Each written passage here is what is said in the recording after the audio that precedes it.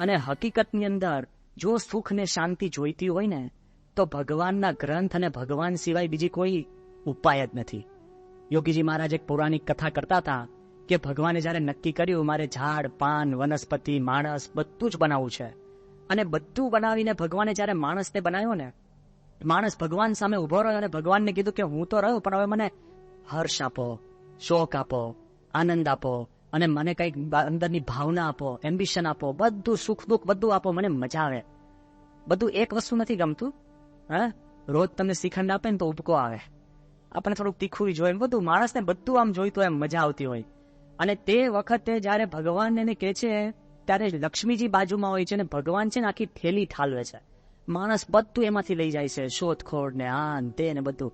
એમાં એક ચિઠ્ઠી છે ને ભગવાને પગ નીચે દબાઈ દીધી. પગ નીચે દબાવી અને માણસ તો છે ને આ બધા શોધખોળ ને સુખ સાહેબી ને કમ્ફર્ટ્સ ની અંદર ફરતો ફરતો બધું લઈને જતો રહ્યો. અને પછી લક્ષ્મીજી કહે છે કે તમે માણસને એટલું બધું આપ્યું છે ને તમારી પાસે નહીં આવે. ખ્યાલ આવ્યો ને?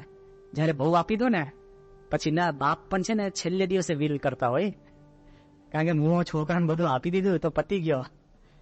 કેટલો બધો વિશ્વાસ સગા દીકરામાં, છેલ્લે દિવસે વિલ કરે. પણ છેલ્લો દિવસ ક્યાં ખબર છે, આમાં આવે છે ઉપનિષદની અંદર, ધીરજ રાખજો બધા હજુ. પણ તે વખતે ભગવાને જે પગ મૂકી દીધો ને તો લક્ષ્મીજી ભગવાનને કહે છે કે આ શું પગ નીચે દાબ્યો. ભગવાન પગ ઊંચો કરે છે, એ ચિઠ્ઠીની અંદર 2 વસ્તુ લખી હતી, શું ખબર છે? શાંતિ. ભગવાન કે છે મેં માણસને બધું આપી દીધું, સાધન સામગ્રી સુખ સાહેબી બધું આપી દીધું, પણ શાંતિ છે ને ભગવાનના ચરણાવિંદુ પર છે, એ સિવાય બીજે ક્યાંય શાંતિ નથી. અને હકીકતની અંદર ઉપ વત્તા ની વત્તા સદ, ઉપનિષદનો જે સંસ્કૃત અર્થ તમે જુઓ ને, ઉપ વત્તા ની વત્તા સદ એટલે સમીપમાં લઈ જવું, કે જે તમને પરમાત્માની સમીપમાં લઈ જાય ને એ ઉપનિષદ. અને જેની સમીપમાં બેસવાથી એ સમીપમાં લઈ જાય એટલે ઉપનિષદ. તમે ખાલી ઉપનિષદની નજીક બેસો ને ભગવાનની સમીપમાં લઈ જાય. કેટલી બધી એમાં શક્તિ છે. અને એ સિવાય આપણા ગમે તેવા સ્વપ્ન હોય ને એમાં શાંતિ નથી. ઉપનિષદની આપણે આ ઇન્ટ્રોડક્શનની અંદર જે શરૂઆત કરીએ પહેલા, કોઈ પણ માણસની અંદર ખેવના હોય ને ફરી ફરીને ત્યાં જ આવે છે. થોડીક આપણે ઝલક લઈ લઈએ કેમ ફરી ફરીને ત્યાં આવે છે. દુનિયામાં અત્યારે કોઈને પણ એક પ્રથમ પ્રશ્ન પૂછે ને તમને લાગે છે સુખ અને મજા ક્યાં છે, તો કોઈ પણ છોકરાને અત્યારે પૂછે ને તો શું કે ખબર સ્વામી? સ્પોર્ટ્સમાં. નિર્દોષ ગણાય કે નહીં? સ્પોર્ટ્સ, રમત ગમત. હવે સ્પોર્ટ્સમાં પણ માણસ ત્યારે ટોચ ઉપર પહોંચે છે ને, હતાશા જોઈ છે આપણે. કેવી હતાશા?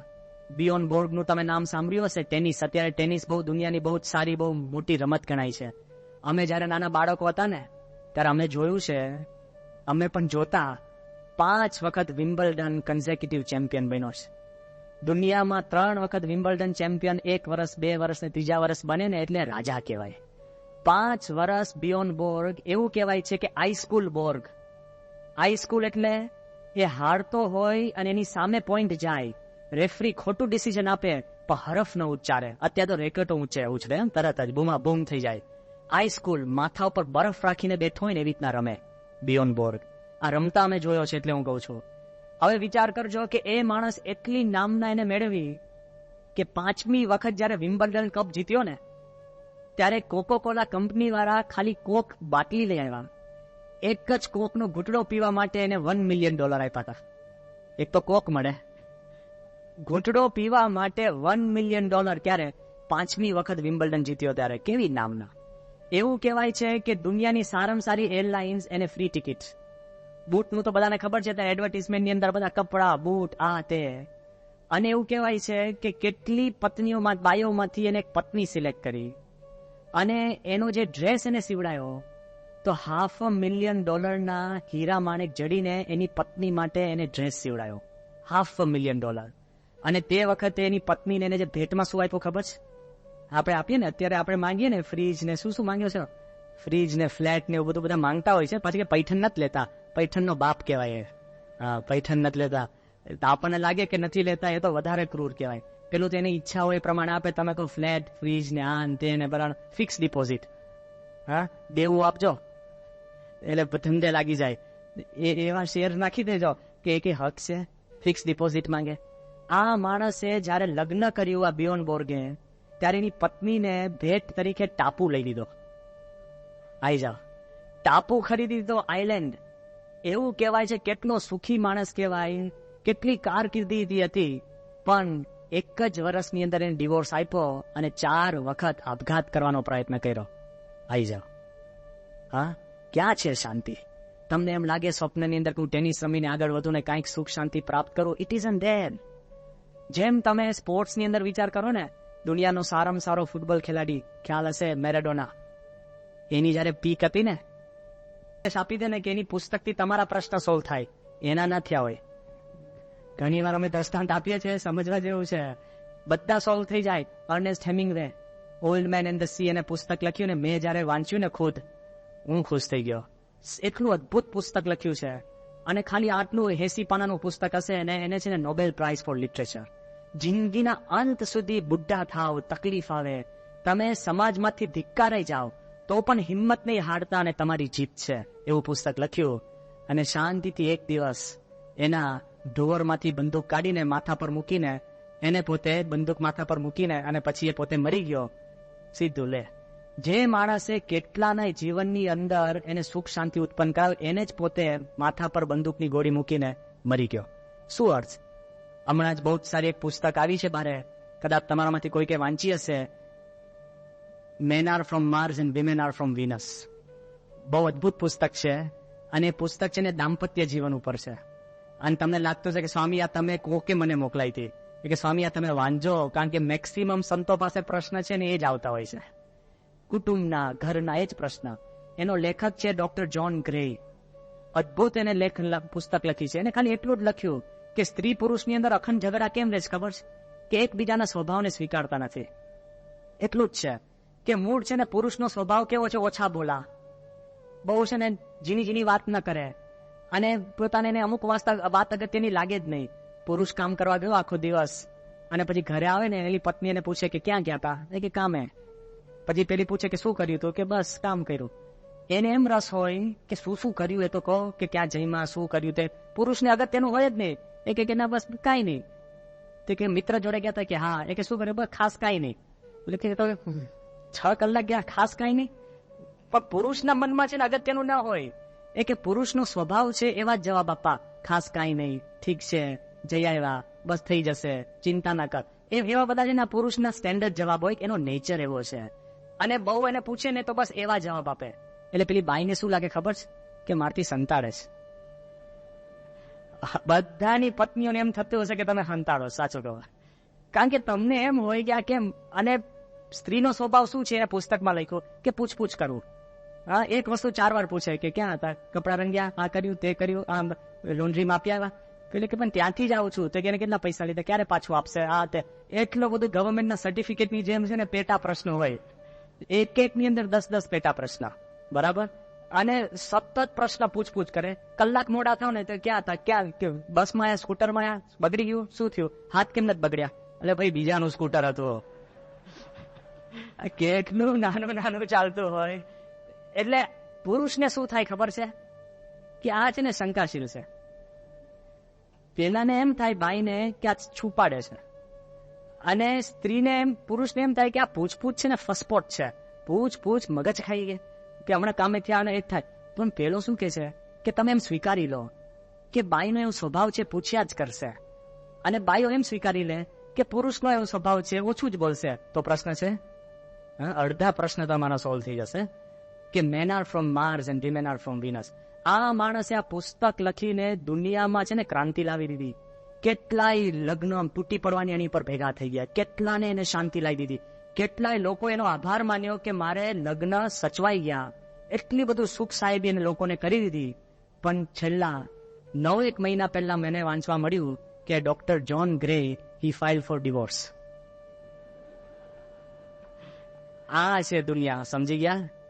મારે કહેવાનું એ કે લાખોના લોકોના લગ્ન ભેગા કરીને પોતે છૂટો થઈ ગયો. લે હા, શું થયું? Men are from Mars and women are from Venus. શું પરિસ્થિતિ સર્જાય છે? કહેવાનો ભાવાર્થ શું છે કે લેખકની દુનિયાની અંદર પણ અમુક પ્રશ્ન તમે સોલ્વ નથી કરી શકતા.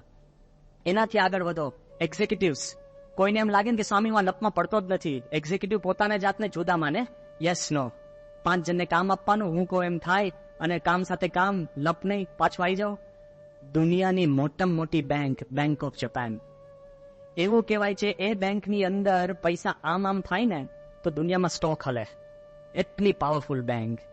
1998ના એ બેંકનો ચીફ ડિરેક્ટર ટાકાયુકી કામોશિડા કરીને નામનો માણસ, બેસ્ટ બેંક અને દુનિયાની ઇકોનોમી કંટ્રોલ કરી શકે એવી પોઝિશનની અંદર એ માણસે આપઘાત કર્યો અને ચિઠ્ઠી લખી. ચિઠ્ઠી વાંચો, દુનિયાની ચિઠ્ઠી લખી છે, I am just tired, I have reached my limit. લે, અરે ભલા માણસ, આપણે બધા એ લિમિટ પહોંચવા પ્રયત્ન કરતા હોય અને ત્યાં પહોંચેલા શું કહે છે કે I am tired, I have reached my limit. કહેવાનો ભાવાર્થ એ છે કે ઉપનિષદ આપણને ખોખારીને કહે છે કે કોઈ પણ દુનિયાની અંદર ભગવાન અને સંત અને ગુરુ વિના કોઈ પણ તમે વિદ્યા પ્રાપ્ત કરશો ને એમાં ખાલીપો છે ને છે જ. કરોડોપતિ હોય, અબજોપતિ, એમ નહીં માનતા અબજોપતિ દુઃખી છે, ભિખારીઓ પણ એટલા જ દુઃખી છે. રાજા બી દુખિયા, રંક બી દુખિયા. જ્યાં સુધી એને જ્યાં સુધી એને આધ્યાત્મ યોગ નથી પ્રાપ્ત કર્યો ને ત્યાં સુધી દરેક વ્યક્તિ અંતઃકરણની અંદર દુઃખી છે. દરેક વ્યક્તિ એટલે જે માણસ બીજાને આનંદ આપી શકતી હોય ને એ દુઃખી હોય છે. લો, ત્યાં આગળ અમે લંડનની અંદર એક માણસ પોતે ડોક્ટર પાસે જાય છે અને ડોક્ટર પાસે જઈને સાયકાઇટ્રિસ્ટ પાસે જઈને સાયકાઇટ્રિસ્ટને શું કહે છે કે હું થાકી ગયો. સાયકાઇટ્રિસ્ટ કે પણ પ્રશ્ન શું છે? એને તારો ચહેરો એવો નથી દેખાતો, તો યુ લુક નાઇસ, પ્રોપર, વેલ. એ કે I am tired, I feel સુઇસાઇડલ. કેમ? કે દિવસમાં 3 વાર આપઘાતના વિચાર આવે છે. હવે એવું કહેવાય છે કે એવરેજ માણસને છે ને 2.6 ટાઈમ્સ સુઇસાઇડના વિચાર આવે. એમાં તમે હું બધા આવી ગયા નહીં. ઘણી વાર બહુ કંટાળી જાય કે એના કહેતા ઉપડી જાય તો સારું. એ આપઘાતનો વિચાર જ કહેવાય, એમ નહીં માનતા. થઈ જાય માણસને, નોર્મલ હ્યુમન બિંગ છે, વાંધો નથી, કોઈ પણ કરતા નહીં. વિચાર કરો બેઠા બેઠા પણ કરવો નહીં, મોટું પાપ છે. આ બાજુ આ માણસ ડોક્ટર પાસે જઈને શું કહે છે કે આઈ ફીલ સુઇસાઇડલ. દિવસમાં 3 વાર આપઘાત થાય. ડોક્ટર કહે કે તું એક કામ કર, તને શરીરમાં રોગ નહીં, પૈસાનો પ્રશ્ન નહીં, જોબ બધું કોઈ પ્રશ્ન નથી, તારે કુટુંબ સારું છે, દીકરા માને છે, બધું જ બરાબર છે. એ કે તારે કોઈ રોગ જ નથી દેખાતો, તારો કેમનો મરવાનો પ્રયત્ન કરે છે? એ કે જેને ડોક્ટર હું કંટાળી ગયો છે કે 3 times a day I feel like committing suicide. પેલો કે છે કે પણ પ્રશ્ન શું છે? એક કામ કર કે તું બહુ હસતો નહીં હોય. પેલો કે કેમ? એ કે અહીંયા આગળ એક સર્કસ આવ્યું છે, એ સર્કસમાં એક ક્લાઉન છે, આપણે કહીએ ને જોકર, અને એ જોકર ગ્રોમોલિન કરીને જોકર છે.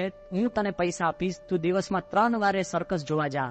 એ તું જોકરને જોઈશ ને એટલો બધો તો ખુશ થઈશ, હસીને બેવડ થઈ જઈશ, કોઈ દિવસ તને પ્રશ્ન નહીં રહે, અઠવાડિયામાં તું સાજો થઈ જઈશ. પેલો શું કે સાહેબ, એ જોકર જ હું પોતે છું, હું જ ગ્રોમોલિન છું.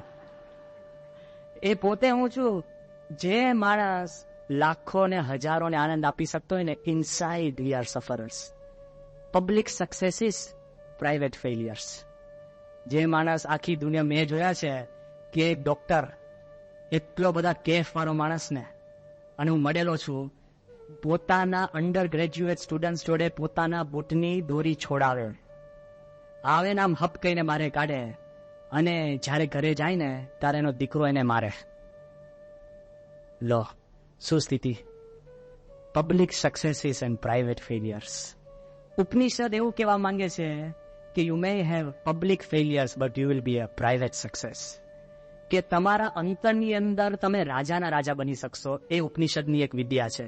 અને વિદ્યામાં એ કહે છે કે રાજા બી દુખિયા, રંક બી દુખિયા.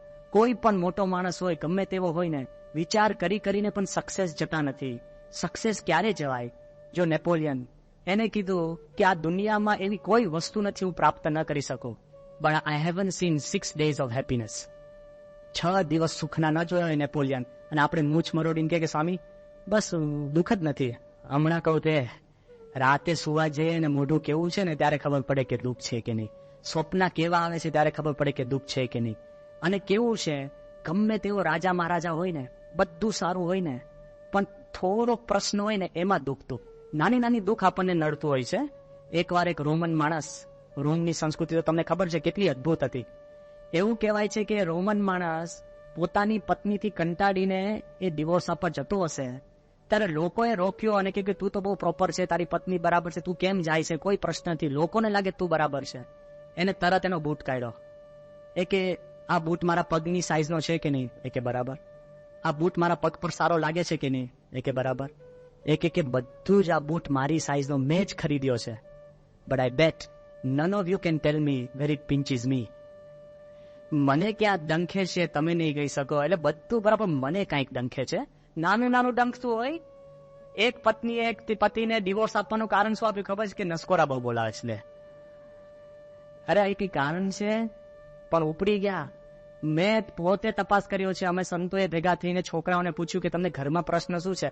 કે મારા બાપુજી જમે છે ને ત્યારે દાળના સબડકા બોલાવે છે, મને બહુ એલર્જીસ લે.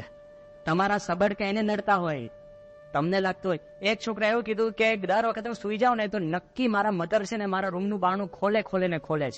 કેમ? ખાલી જોવા કે હું સુઈ ગયો છું કે નહીં. અરે ભાઈ, આપણને લાગે બધું બરાબર છે, પણ નાની નાની વાત માણસોને નડતી હોય છે. કોક વાર તો કાંઈ જ ના હોય, ફરીને પાછું આવે. રાજા ભરથુરનો પ્રસંગ ખબર છે? કેવો રાજા! અને એ રાજા એટલો બધો આપણે કે ચક્રવર્તી રાજા હતો, ચારે બાજુ એની નામના બધા જ રાજા માટે ઝંખે. અને તે વખતે એ રાજાને એક ઋષિ અમરફળ આપે છે. અમરફળ આપીને એને શું કહે છે કે તું આ અમરફળ ખાઈ જા, તું અમર થઈ જઈશ. ઇમોર્ટલ ફ્રૂટ. તો પેલો રાજાને લાગે છે કે હું ખાઉં એના કરતા મારી જે રાણી છે ને પિંગળા, એમાં એને હેત બહુ હતું, તો એને આપે છે કે તું આ ખા. કોઈને કહેતી નહીં, પણ તું આ અમરફળ ખા, તું અમર થઈ જા, because I love you that much. પેલી પિંગળાને છે ને પાછો એ જ રાજાની અંદર છે ને જે ઘોડેસવાર હતો ને અશ્વપાલ, એની જોડે સંબંધ હશે. તો એને અશ્વપાલને બોલાયો ખૂણામાં, કે કોઈને કહેતો નહીં, તું મારો પ્રિયમાં પ્રિય છે, તું લે છે ને આ અમરફળ ખા, તું અમર થઈ જા. અશ્વપાલને એવું લાગ્યું કે હું ખાઉં એના કરતા એક વેશ્યા હતી, કે રોજ મારે એની જોડે સંબંધ છે, તો લાવો એ વેશ્યાને બોલાવીને કે છે કે તું મારા માટે પ્રિયમાં પ્રિય છે, તો તું છે ને અમરફળ ખા, તું અમર થઈ જા. પેલી વેશ્યાને છે ને રાજા માટે પ્રેમ બહુ. એટલે ભરથૃહરિ પાસે આવીને ખૂણામાં બોલાય કે રાજા, એ કે શું કે અહીંયા હો, એ શું કે તમે મારા માટે પ્રિયમાં પ્રિય છો, એ કે એટલે કે હું તમને કોઈને કહેતા નહીં, હું અમરફળ આપું છું, તમે ખાઓ, અમર થઈ જાઓ. પેલો રાજા કે આરો મારું જ મને પાછું ક્યાંથી આવ્યો આરો. Return to sender. તે વખતે ભરતૃહરિ કહે છે કે યામ ચિંતયામિ સતતમ મયી સા વિરક્તા, સા પન્ય જનમ ઇચ્છતિ સ જનોન્ય સક્તઃ, અસ્મત કૃતે પરિતુષ્યતિ કાચિદન્યા, ધિક્તામ ચ તમ ચ મદનમ ચ ઇમામ ચ મામ ચ. એ કે છે કે આ દુનિયાની અંદર જે હું ચાહું છું બધું જ ખોટું છે. એના મનની અંદર એવું થઈ ગયું કે જે મને દેખાય છે ને સાચું નથી, અને એ વેદ ઉપનિષદ તરફ વળે છે. રાજા હોય ને, રાજપાટ છોડીને વળવાની વાત છે. આપણે વ્યવહારમાંથી 1 કલાક કાઢીએ ને એમાં બહુ મૂછો ન મરડી. બુદ્ધ ભગવાને રાજપાટ છોડીને ધર્મના માર્ગમાં ચડી ગયા. ગોપીચંદ રાજા રાજપાટ છોડીને, આપણે ત્યાં માથે એટલો વ્યવહાર નથી કે ભગવાનની જે વાત છોડવાની હોય તો ભગવાનની વાત માટે જે છોડવું પડે છોડવું જોઈએ. એ ઉપનિષદનો મહિમા છે. એટલે ઉપનિષદ શરૂઆતમાં જ એક વાક્ય કે છે. કયું વાક્ય?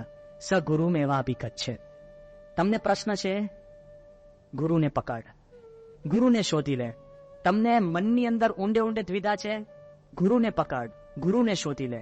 એકલા ઉપનિષદ એવું નથી કહેતા. દુનિયામાં તમે ઠેર ઠેર વ્યક્તિ પાસે જાઓ ને, બધા જ કહે છે કે એવા ગુરુ તમને મળે ને ત્યારે તમારા જીવનની અંદર શાંતિ થશે. રૂડિયર્ડ કિપલિંગ ઓક્સફર્ડ અને કેમ્બ્રિજના છોકરાના કોન્વોકેશનના દિવસની અંદર એને જાહેરમાં પ્રવચન આપ્યું. એ ભારતીય સંસ્કૃતિથી છે ને ટેવાયેલો હતો.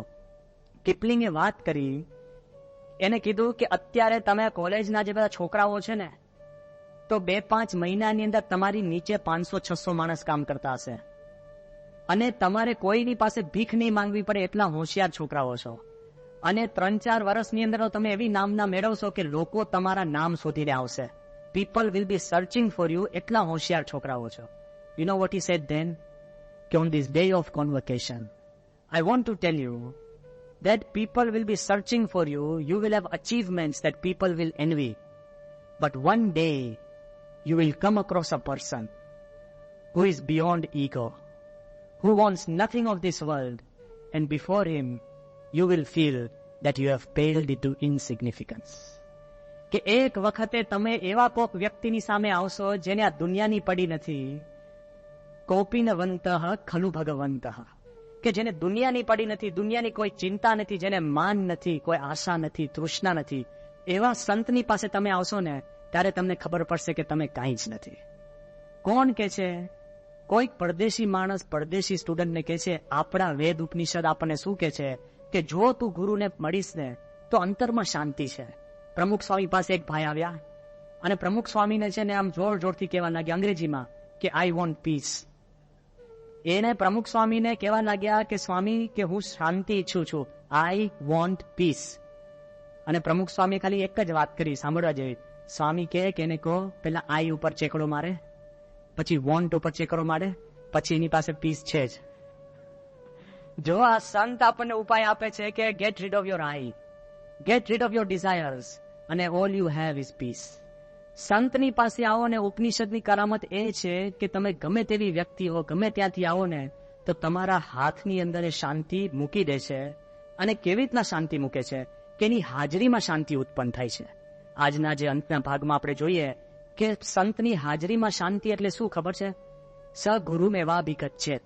ખાલી ગુરુની પાસે જાઓ ને શાંતિ થાય. તમે ખાલી પરફ્યુમની દુકાનમાં જાઓ ને, if you enter a shop of perfume, કાંઈ ખરીદો ન હોય ને તોય તમને છે ને પરફ્યુમની વાસ તો આવે, ફ્રી હોય.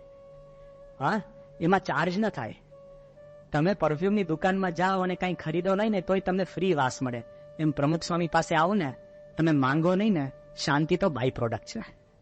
તમે સ્વામી પાસે જાઓ અને તમને શાંતિ સાહજિક પ્રાપ્ત થતી હોય છે. સ ગુરુ મેવા ભિગચ્છેત.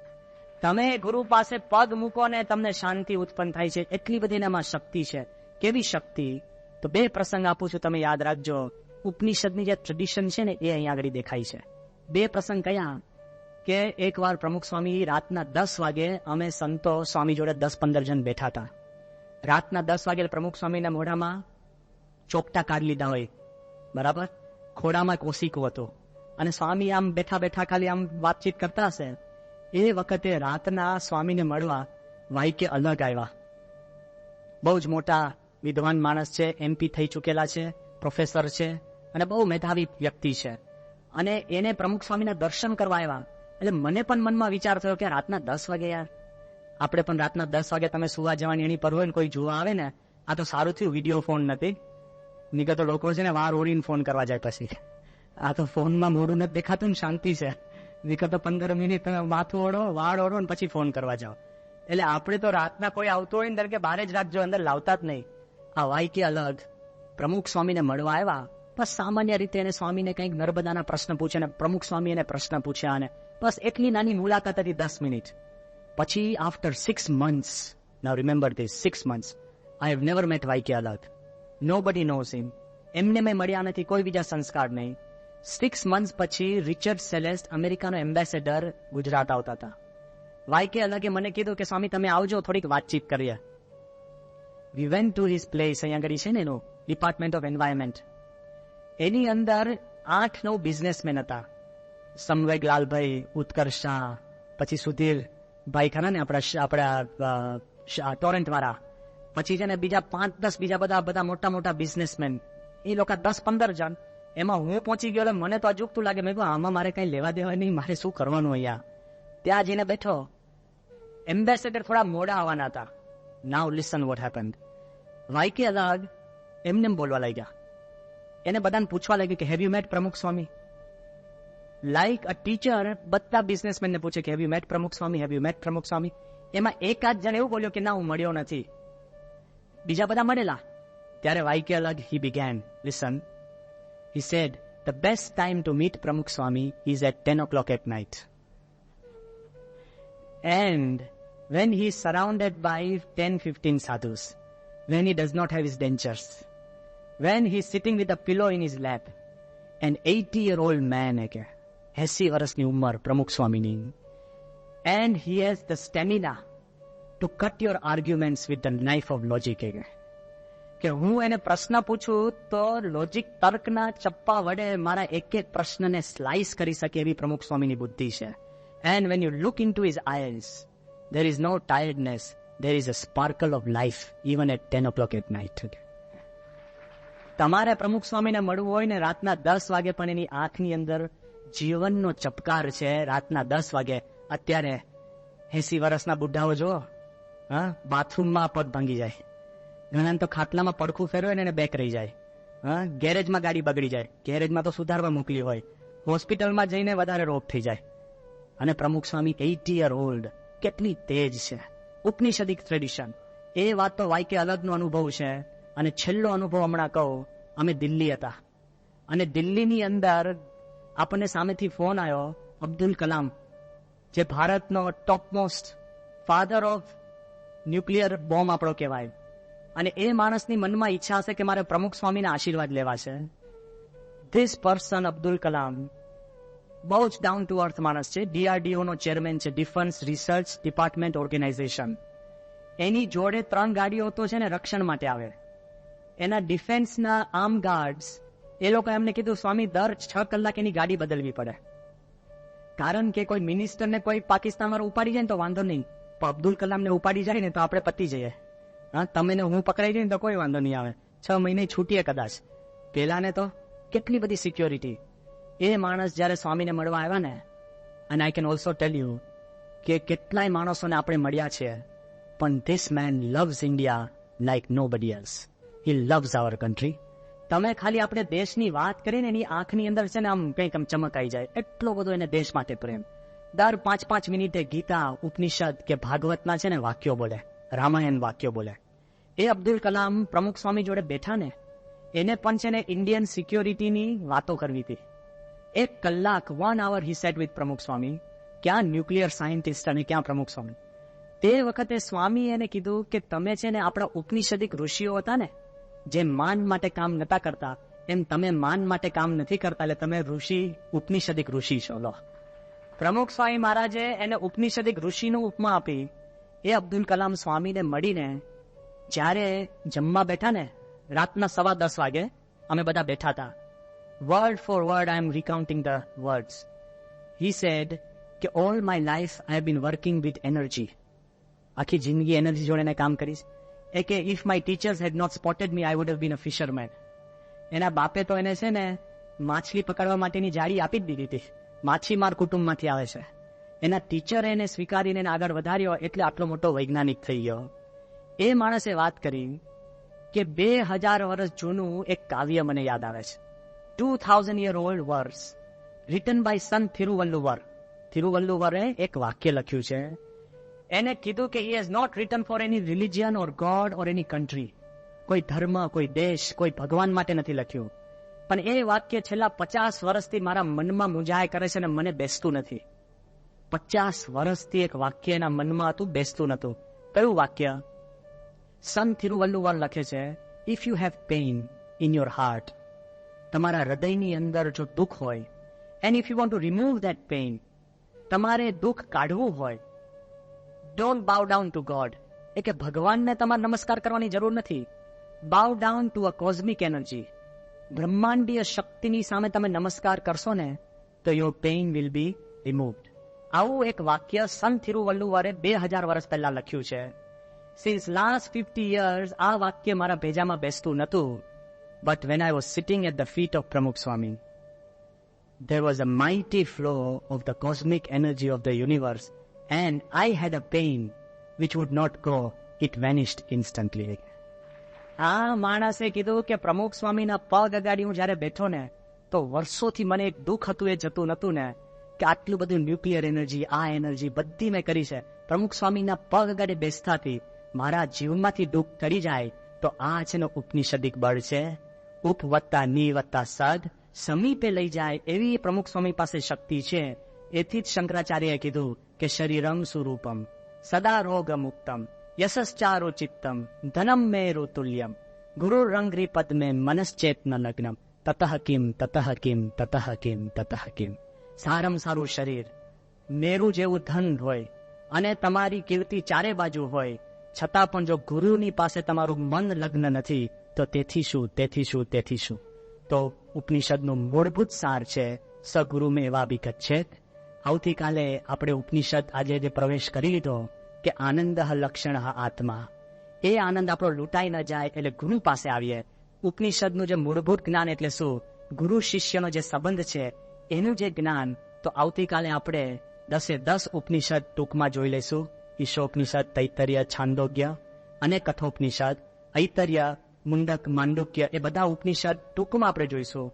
અને સાથે સાથે નચિકેતાનું જે આખ્યાન છે કઠોપનિષદની અંદર, અત્યાર સુધી દુનિયામાં બધી દવાઓ મળી ગઈ પણ મૃત્યુ સામેની કોઈ દવા મળી નથી. બે જ કેરેક્ટર એ કેવળ ભારતીય સંસ્કૃતિમાં છે કે જેને ડેથની સામે સામનો કર્યો છે. એક સાવિત્રી, પોતાના ધણી માટે સાવિત્રીએ છે ને યમને હંફાવ્યો, અને બીજો છે નાનકડો યુવાન નચિકેતા. તો આવતીકાલે નચિકેતા જ્યારે ડેથના દરવાજા ઉપર ટકોરા મારે છે એ ઉપનિષદની અંદર આપણે આવતીકાલે ખાસ જોઈશું. તો આજે આપણે પ્રાર્થના કરીએ કે શાંતિ ની ખોજ ગુરુના ચરણે છે. દુનિયાના કોઈ જગ્યાએ શાંતિ નથી, અને બાઇબલ કરતા અને કુરાન કરતા પણ આપણી જે શાંતિનો કોન્સેપ્ટ છે એ સમગ્ર, સામૂહિક અને સ્વાર્થી શાંતિ નથી. તો આપણને પણ મનમાં એવું કેફ રહે કે આપણે આ ઉપનિષદનું જ્ઞાન વિશેષ ને વિશેષ પ્રાપ્ત કરી શકીએ. એ જ પ્રાર્થના. પૂરી કથા સાંભળવા માટે ડિસ્ક્રિપ્શનમાં આપેલી લિંક પર ક્લિક કરો અથવા શ્રવણમાલા ચેનલમાં જુઓ. આવી વધુ કથાઓ સાંભળવા માટે શ્રવણમાલા ચેનલને સબસ્ક્રાઇબ કરો.